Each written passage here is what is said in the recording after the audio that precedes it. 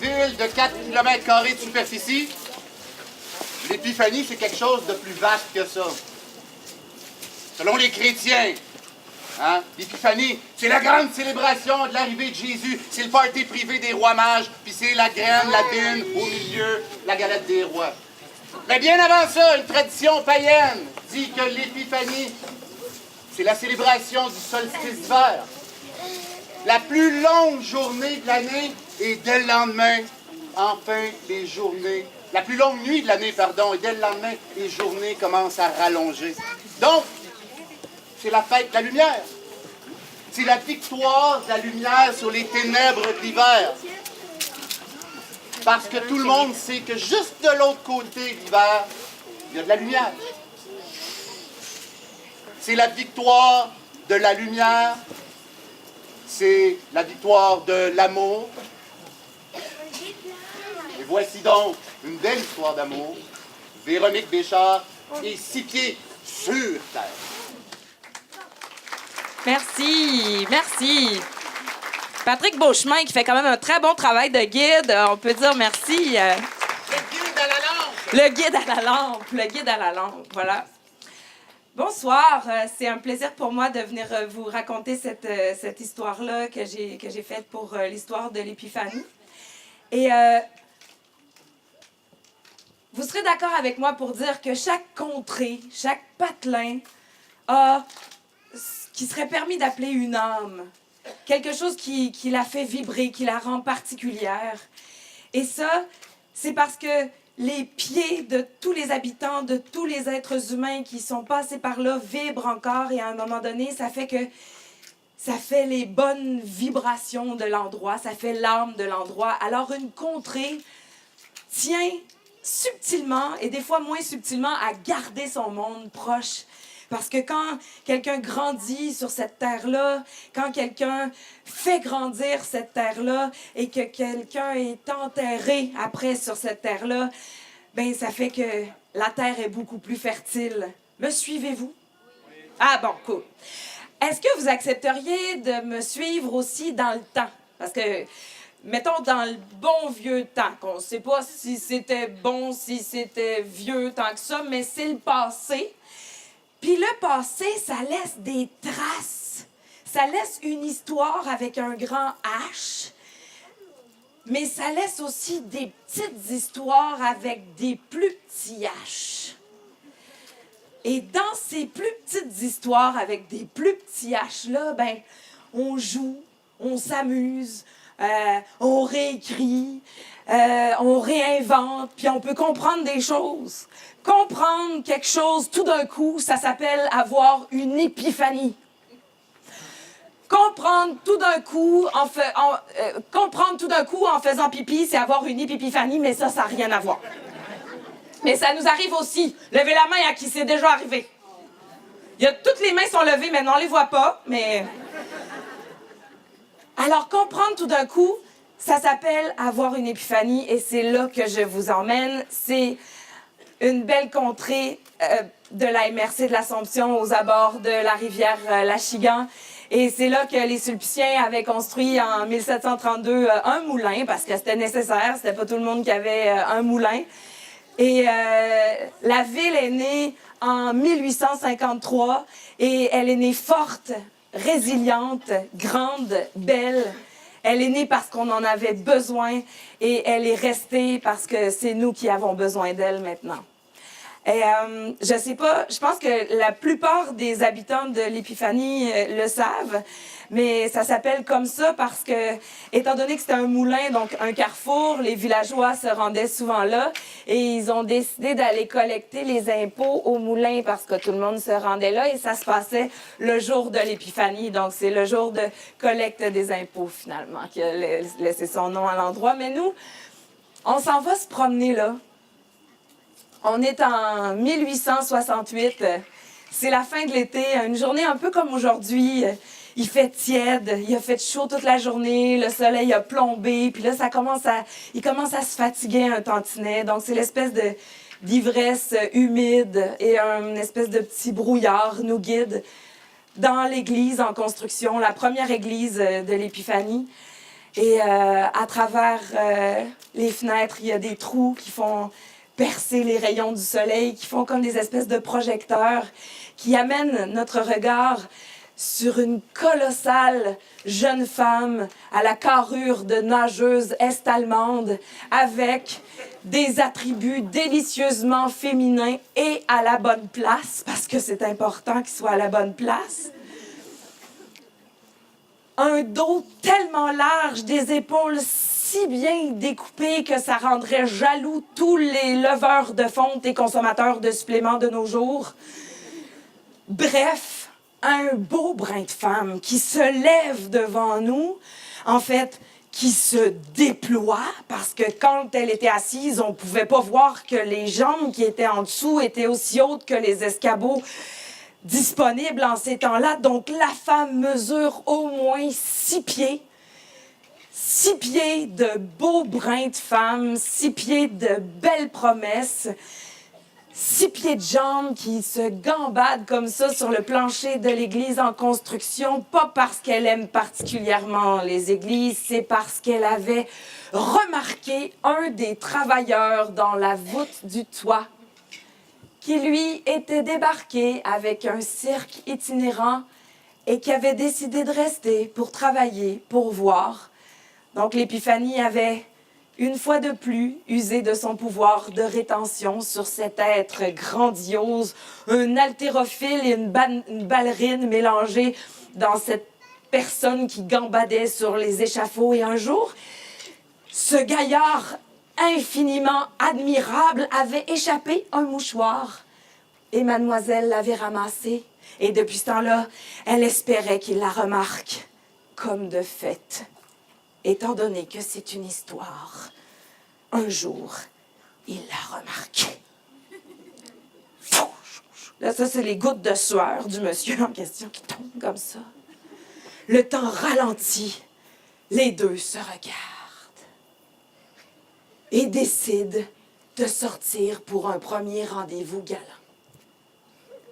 Ça se passe bien, sauf que, étant donné que c'est deux âmes circassiennes, les promenades comme ça fonctionne pas beaucoup. Ils décident vraiment rapidement de troquer la promenade classique par des tentatives de prouesse circassienne. Et ils se font des beaux rapprochements, elle et lui. En fait, elle le prend dans ses bras et elle le lance sur un fil de fer. Ils jonglent ensemble avec des troncs d'arbres, elle étant une force de la nature et lui étant un haltérophile qui s'ignore, capable de faire des backflips d'une grâce infinie. Et là, ils s'amusent, ils sortent ensemble comme ça, ils ont quelques rendez-vous galants, et à un moment donné, ils ont beaucoup de plaisir. Puis avoir du plaisir dans la vie, à un moment donné, c'est pas assez. Il faut avoir du trouble aussi, alors ils se sont mariés. C'est ainsi que, à l'été 1872, le curé Pierre Bédard unit les destins de Marie-Louise Leblanc et de Amédée Bricot dans la première église de l'Épiphanie. Après, s'ensuivent quelques jours tout tendres, tout lumineux, où l'union se fait tranquillement plus apte à grandir et à grandir au noyau du précieux Bricot. Et tranquillement, on sent que Marie-Louise aime encore le cirque, veut encore partir avec un cirque ambulant, mais elle se fatigue, car bientôt, elle ne peut plus apercevoir ses orteils, et ce n'est pas pour cause de ballonnement. Bientôt, ils seront 3. Et en 1876, la belle Églantine naît, radieuse, pétillante, et bien sûr, en pleurant parce que c'était un bébé naissant. Une fois de plus, l'Épiphanie avait usé de son pouvoir de rétention. Il ne pouvait pas partir tout de suite. Il y avait un enfant. Alors, nos enfants, il faut les élever. Il voyait grandir ainsi, donc, l'Épiphanie et Églantine. Parce que l'Épiphanie se développait aussi. C'était l'endroit où on était en train de construire un croisement, un carrefour de rails pour le chemin de fer. On construisait le chemin de fer et c'est pas partout qu'il y avait un carrefour comme ça. Alors non seulement l'Épiphanie savait retenir son monde, mais elle savait aussi les rendre fiers.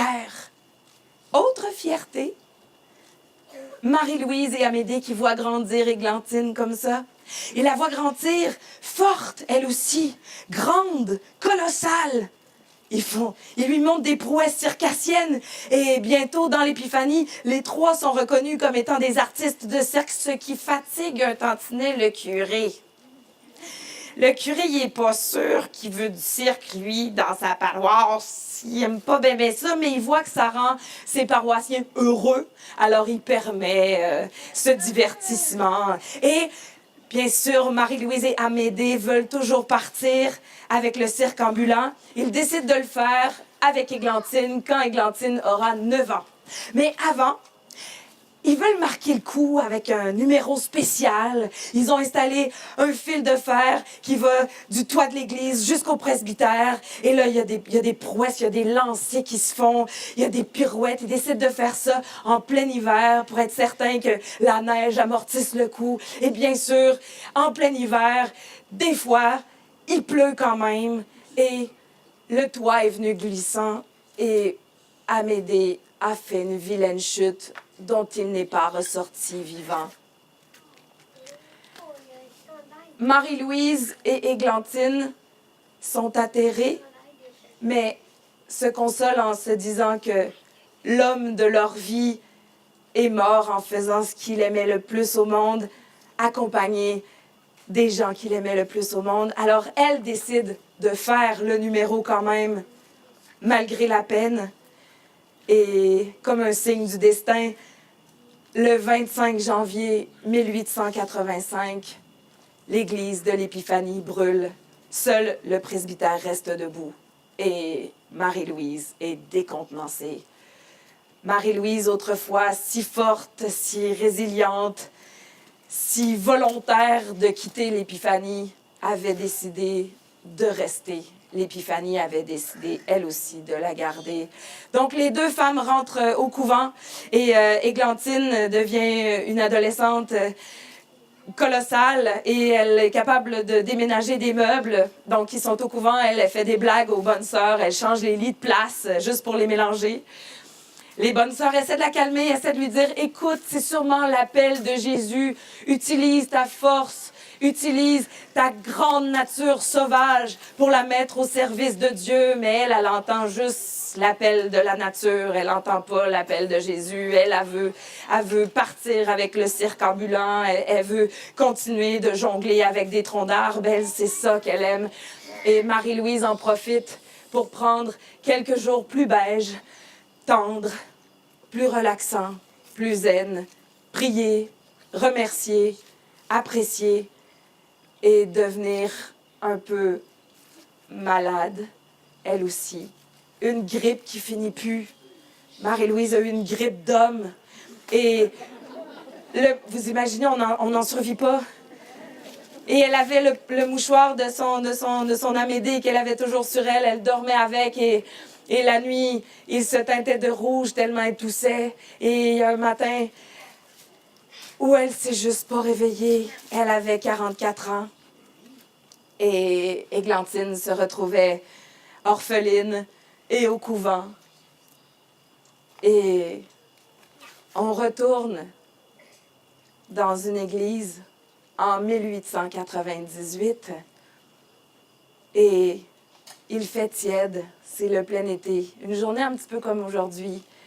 Puis les derniers rayons forts du soleil qui s'est fatigué un petit peu durant la journée traversent à travers les fenêtres et font comme des projecteurs pour diriger notre regard sur une colossale jeune femme à la carrure de nageuse est-allemande, des épaules si larges qu'il faudrait au moins 4 mains pour les masser. Et quand elle se lève, en fait, elle se déploie. On se rend compte qu'elle mesure 6 pieds. 6 pieds de beaux brins de femme, 6 pieds de promesses, 6 pieds qui gambadent sur le plancher de la 2e église de l'Épiphanie en construction. Mais elle s'en fout parce qu'elle n'a Dieu que pour un des travailleurs sur les poutres dont elle avait ramassé le mouchoir. Et après, elle s'est sentie renaître. Et l'Épiphanie pouvait continuer son histoire avec un grand H. Merci beaucoup et bonne fin de soirée.